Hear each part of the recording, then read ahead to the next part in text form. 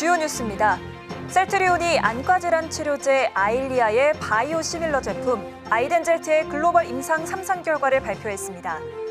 오리지널 의약품 못지않은 유효성과 안전성 등을 갖춘 것으로 확인돼 12조 원에 달하는 글로벌 시장 공략에 속도를 낼 계획입니다. 삼성전자가 아랍에미리트와 반도체 제조 공장을 현지에 설립하는 방안을 논의한 것으로 알려졌습니다. UAE가 대만 TSMC 최고 경영진과 파운드리 단지를 설립하는 방안을 논의했다는 외신 보도도 나오면서 실현 가능성에 관심이 모이고 있습니다. 팀의 모빌리티가 장소를 탐색, 추천, 예약까지 할 수 있는 AI 장소 에이전트 서비스를 출시했습니다. 이를 통해 데이터 기반 핵심 사업들을 본격 확장한다는 구상입니다. 부실 채권 시장 성장세가 내년까지 이어질 것이라는 전망이 나오면서 부실 채권 투자 회사의 나홀로 호황이 예상되고 있습니다. 부실 부동산 PF 유입과 은행권 연체율 상승 등이 원인으로 지목됩니다.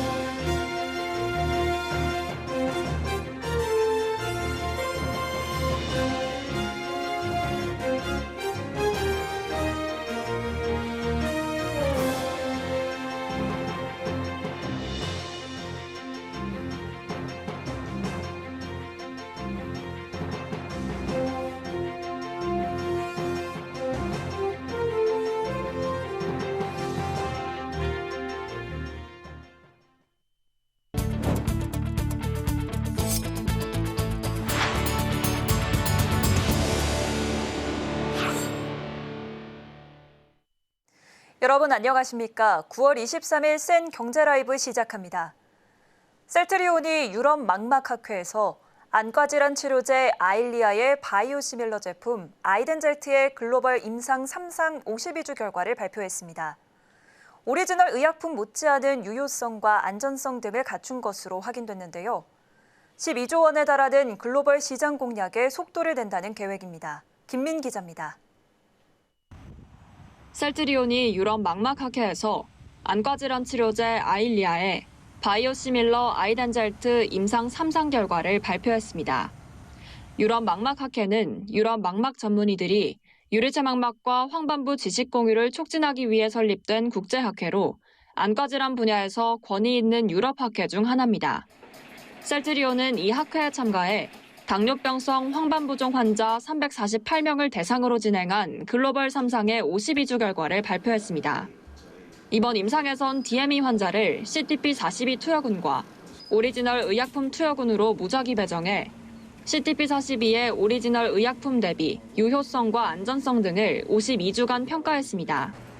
임상 결과에 따르면 두 투여군 모두 최대 교정 시력 평균 변화량이 베이스라인 대비 16주 차까지 꾸준히 증가한 후 52주 차까지 안정적으로 유지됐습니다. 여기에 중심망막 두께 평균 변화량 등 다른 2차 유효성 평가 변수와 안전성에서도 결과가 유사한 것으로 확인됐습니다. 셀트리온은 이번 글로벌 임상 3상에서 유효성과 안전성을 확인한 만큼 주요 국가에서 허가 획득 시 빠른 시장 침투가 가능하도록 맞춤형 판매 전략 수립과 출시 대비에 나선다는 방침입니다. 아이덴젤트의 오리지널 제품인 아일리아는 지난해 글로벌 매출 93억 6천만 달러, 한화로 약 12조 1,680억 원을 달성한 블록버스터 안과질환 치료제입니다. 셀트리온은 지난해 미국과 캐나다, 유럽 등 글로벌 주요국에서 CTP42 품목 허가 신청을 완료한 상태로 현재 허가 절차가 진행 중입니다. 특히 국내에선 올해 5월 품목 허가 승인을 획득하고 약가를 확정해 시장에 출시된 상태입니다. 한편 셀트리온은 최근 옴니클로 스테키마 등 후속 파이프라인의 품목 허가를 잇따라 획득하며 글로벌 시장 지배력을 강화하고 있습니다. 서울경제TV 김민희입니다.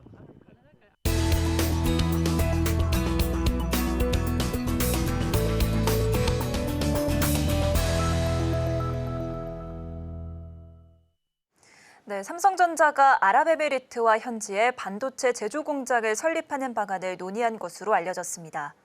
최근 TSMC 최고 경영진이 UAE를 방문해 대만 첨단 시설과 비슷한 수준의 파운드리 단지를 설립하는 방안을 논의했다는 외신 보도도 나왔는데요.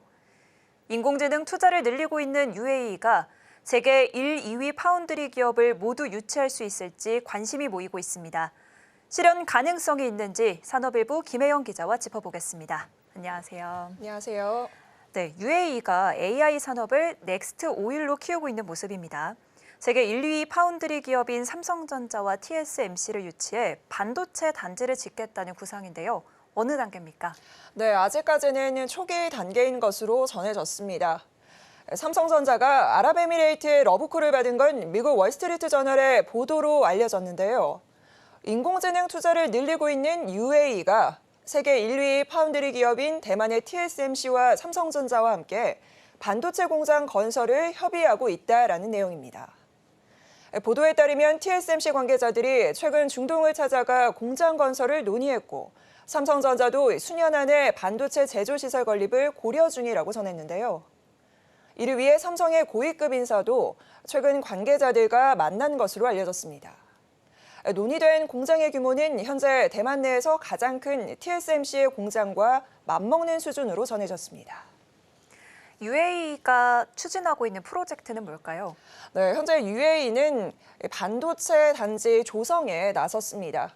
산업 규모는 1,000억 달러, 우리나라 돈 134조 원에 이릅니다.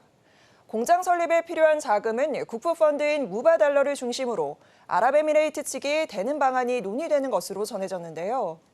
이 국부펀드는 투자 자산 규모가 약 400조 원에 달합니다. 네, UAE가 대규모 자금을 투입해서 복합 반도체 단지를 조성하는 이유가 뭘까요? 네, UAE는 현재 이 인공지능 사업을 넥스트오일 사업으로 점찍고 있는 상황입니다. AI 열풍에 따른 수요를 충족하기 위해서 데이터 센터와 다양한 스타트업 유치에 이어 반도체 생산 확대에 자금을 쏟아부으면서 정부의 미래 먹거리 비전을 가시화하고 있습니다. 자, 이 가운데 TSMC와 삼성전자는 글로벌 파운드리 반도체 위탁 생산 시장 점유율 1, 2위 업체죠. 자, 이 아랍에미레이트 정부가 이들과 손을 잡고 AI 메카를 만들겠다라는 구상입니다. 파운드리 확보 시에는 독자적인 AI 생태계를 갖게 될 것이라는 전망도 나옵니다. 네, 반도체 공장을 짓는다는 건 고도의 기술력과 인력, 막대한 산업 용수 등 인프라도 갖춰야 하잖아요. 네. 실현 가능성은 있는 걸까요? 네, 현재로서는 이 실현 가능성이 다소 불투명하다라는 입장이 조금 더 무게가 기우는 상황입니다. 월스트리트 저널은 기술적인 문제 등 현재 해결해야 하는 요소들이 다수 남아있는 만큼 성사되지 않을 수도 있다라고 전해왔습니다. 어떤 요소들에 대한 우려가 나오는 걸까요? 네, 일단은 이 용수 부분, 물에 관련된 우려가 좀 나옵니다. 통상적으로 반도체를 제조하려면 실리콘 웨이퍼를 헹구는 등 이런 불순물을 제거하기 위해서 순수한 물이 필요한데요. 해수 담수화를 통해 물을 공급하고 있는 현지 상황을 고려하면 상당한 정화 작업이 필요하다라는 지적이죠. 자, 이와 함께 공장을 운영한 전문적인 인력 수급도 관건입니다. 앞서 TSMC는 엔지니어를 구하지 못해서 미 애리조나 반도체 공장 가동 시점을 1년 정도 연기하기도 했는데요. 자, 이와 함께 또 미국이라는 큰 산도 넘어야 합니다. 미국이 현재 중국의 첨단 반도체를 수입하지 못하도록 통제하고 있는 상황인데요. 자, 이에 중국이 무역 파트너인 UAE를 통해서 이 제재를 뚫지는 않을까 이런 경계하는 시선도 상당합니다. 월스트리트 저널에 따르면 이번 프로젝트와 관련해 TSMC와 삼성은 미국 정부의 관계자들과도 논의를 진행한 것으로 알려졌습니다. 네, 산업일보 김혜영 기자와 알아봤습니다. 오늘 말씀 고맙습니다.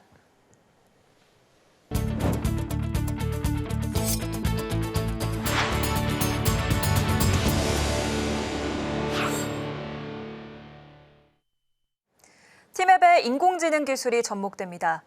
티맵 모빌리티는 오늘 AI 장소 에이전트 서비스 어디 갈까를 출시하고 사용자가 갈 만한 장소를 탐색, 추천, 예약까지 할 수 있도록 했는데요. 이를 통해 데이터 기반 핵심 사업들을 본격 확장한다는 구상입니다. 이해란 기자입니다. 2002년부터 20년 이상 사용자의 이동 데이터를 쌓아온 티맵. 오늘 팀의 모빌리티는 서울 중구 SKT타워에서 기자 간담회를 열고 사용자의 이동 전후 모든 여정을 아우를 수 있는 서비스를 출시한다고 밝혔습니다. 이 데이터와 고도화된 알고리즘을 기반으로 해서 다른 곳에서는 경험할 수 없는 차별적인 서비스를 만들고자 노력해 오고 노력해 왔습니다. 단순하게 어떻게 갈까라는 범위를 넘어서 실제 주행과 방문의 데이터를 장소 검색과 추천 로직에 활용한다면 새롭게 선보이는 어디 갈까 서비스는 이동과 장소를 결합한 경험을 제공하기 위해 다양한 기능을 추가했습니다. 최근 방문한 장소로 취향을 파악해 개인화 추천을 해주는가 하면 사용자의 실제 주행 이력을 기반으로 방문 지역 현지인이 자주 방문하는 맛집을 안내받을 수도 있습니다. 향후 사용자의 이동 패턴 등 다양한 요소를 결합해 더욱 정교한 추천을 할 수 있도록 서비스를 고도화한다는 방침. 서비스는 무료로 운영됩니다. 팀앱은 올해를 데이터 사업에서 본격 성장의 원년으로 삼아 수익성을 개선하겠다는 계획. 안전한 이동 지원뿐 아니라 데이터로 새로운 가치를 줄 수 있는 비즈니스 창출에도 힘쓴다는 겁니다. 팀앱은 데이터 사업 매출을 올해 700억 원 이상 달성하고 2027년까지 매출 기준 50% 성장을 이어간다는 목표도 제시했습니다. 이날 IPO 관련 질문에 대해 이종호 대표는 2025년 중으로 진행하기 위해 주요 투자자들과 긴밀한 협의 중이라고 밝혔습니다. 한편 추석 연휴 기간 충남 아산 지역에서 팀앱 안내로 논길에 진입했다가 사용자들이 큰 불편을 겪었던 문제에 대해선 단기 조치는 끝났고 전국 이면도로 전수조사 등 근본적인 해결 방안은 노력을 기울이고 있다며 재발 방지에 힘쓰겠다고 설명했습니다. 서울경제TV 이혜란입니다. 부실 채권 시장 성장세가 내년까지 이어질 것이란 전망이 나오면서 부실 채권 투자 회사의 나홀로 호황이 예상됩니다. 부실 부동산 PF 유입과 은행권 연체율 상승 등이 원인으로 지목됩니다. 이연아 기자입니다. 불황 속 호황으로 통하는 부실채권 NPL 시장이 더욱 커질 것이란 전망이 나왔습니다. 나이스 신용평가는 NPL 투자사 호황 전망 관련 보고서를 통해 NPL 시장 성장세가 내년까지 지속될 것이라고 전망했습니다. 보고서에서는 금융당국의 금융권 건전성 관리 압박이 거세지고 있는 점, 부동산 PF 관련 부실채권 지속적 유입, 은행권 연체율 상승 등을 NPL 시장 성장 주요 원인으로 지목했습니다. 여기에 미국 연방준비제도의 기준금리 인하 B컷 단행에도 한은의 기준금리 인하 여력이 상대적으로 크지 않을 것으로 전망하며 은행 연체율 상승세를 꺾지 못할 것이란 분석도 제기합니다. 지난 7월 말 기준 금융감독원이 발표한 은행권의 연체율은 0.47%로 전달 대비 0.05%포인트 상승했습니다. 기업대출과 가계대출 전 부문에서 전달 대비 연체율 상승을 기록했는데 금융당국은 상승세가 당분간 지속될 것으로 전망하고 있습니다.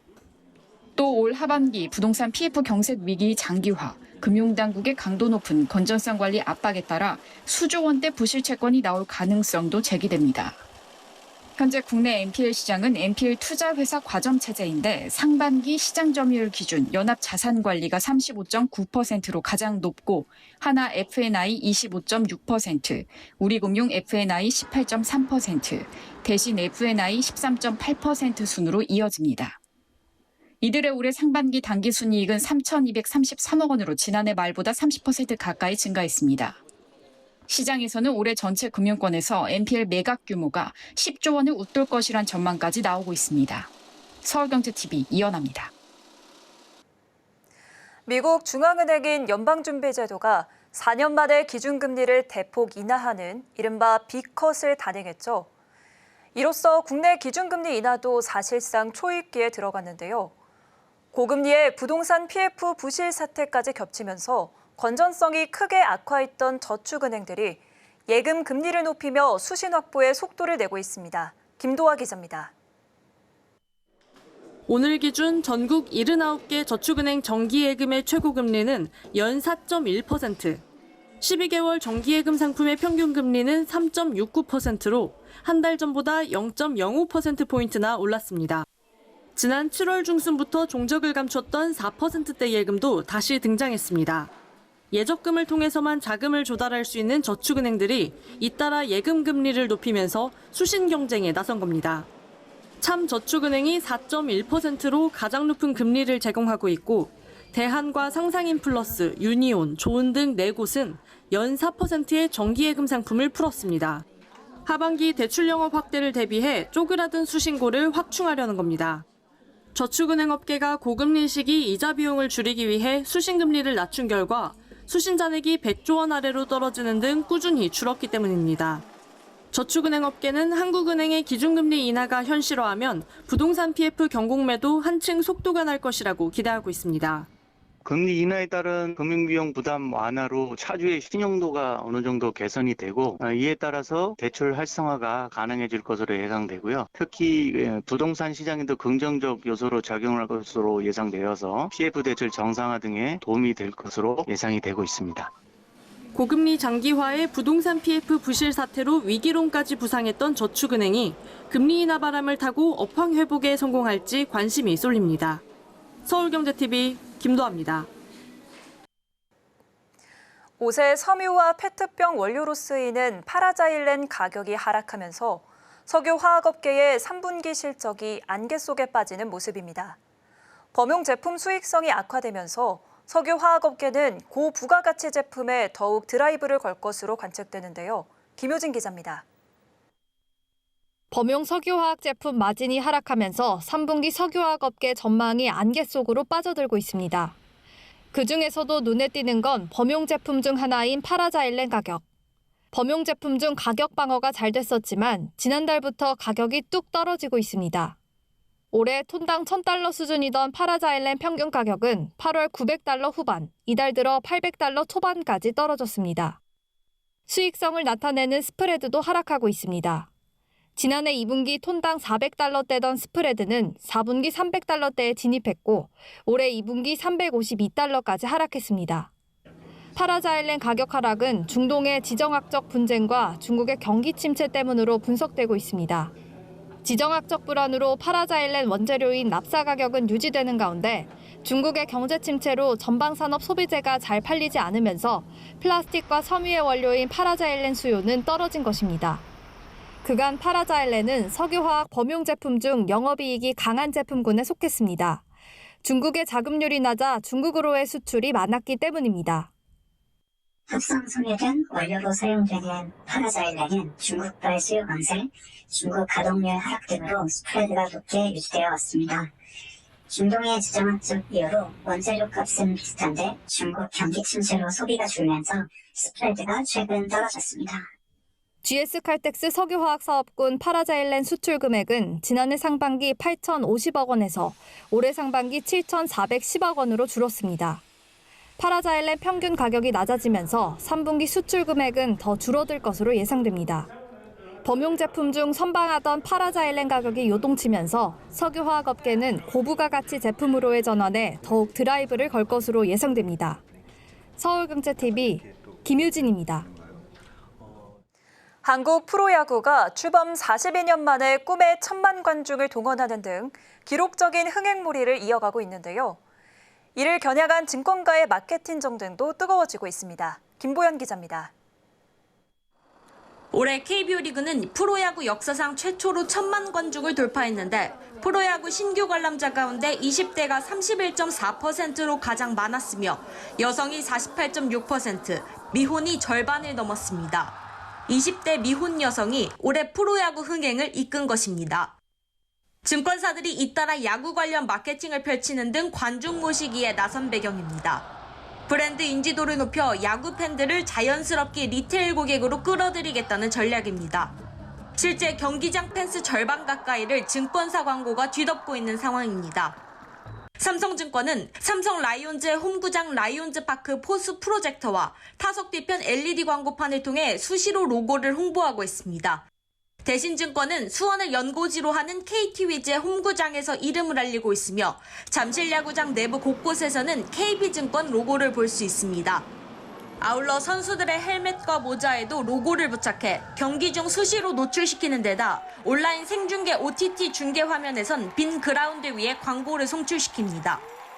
기아 타이거즈 공식 스폰서인 현대차증권도 홍보의 야구를 적극적으로 활용하는 증권사입니다. 최종 순위 예측 이벤트, 승수 연계 이벤트 등 다양한 야구 관련 이벤트를 진행하며 사은품으로 현대차증권 온라인 금융상품권을 지급합니다. 키움증권은 야구장에서 브랜드 홍보와 사회공헌 활동을 동시에 펼치고 있습니다. 스폰서데이엔 보육시설 아이들에게 시구와 시타를 맡기고 함께 야구 경기를 관람하는 방식입니다.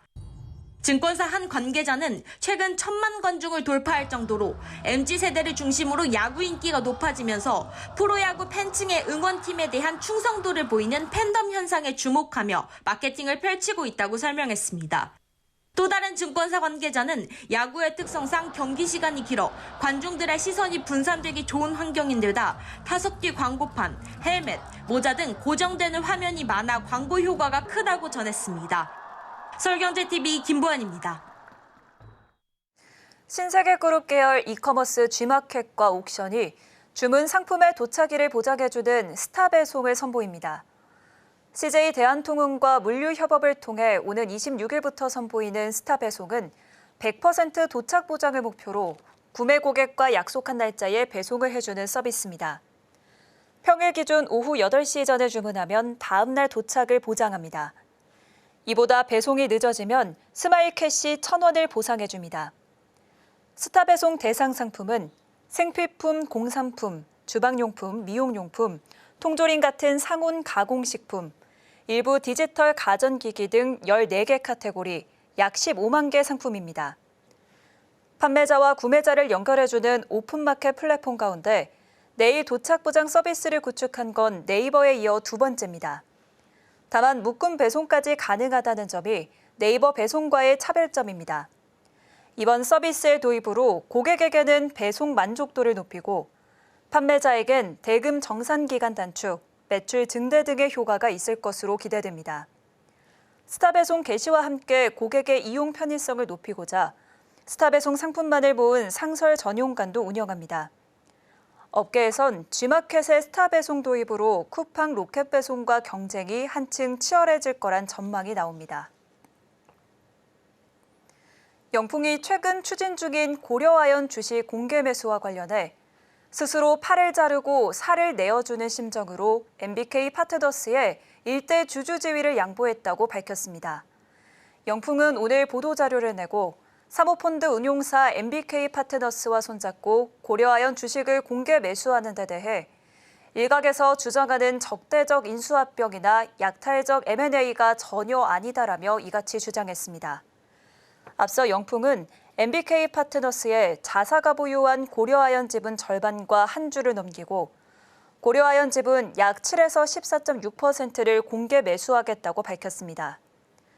이렇게 되면 일대 주주 지위는 MBK 파트너스에 돌아가게 됩니다.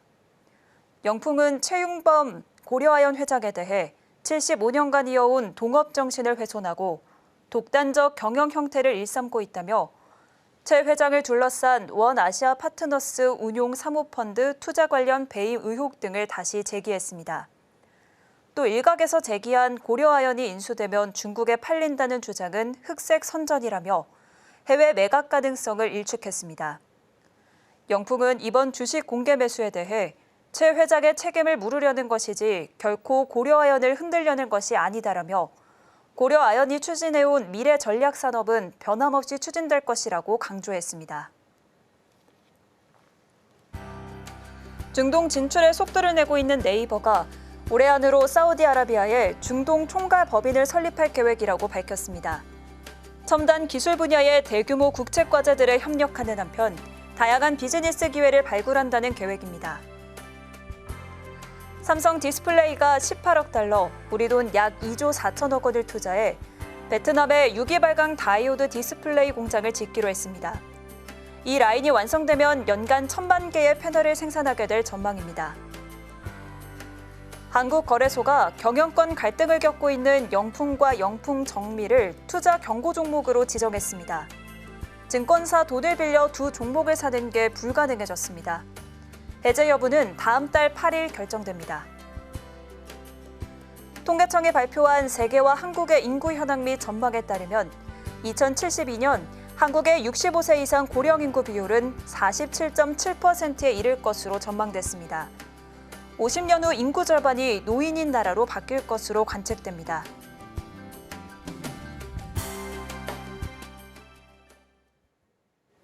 이상으로 센 경제 라이브 마칩니다. 함께해 주신 여러분 고맙습니다.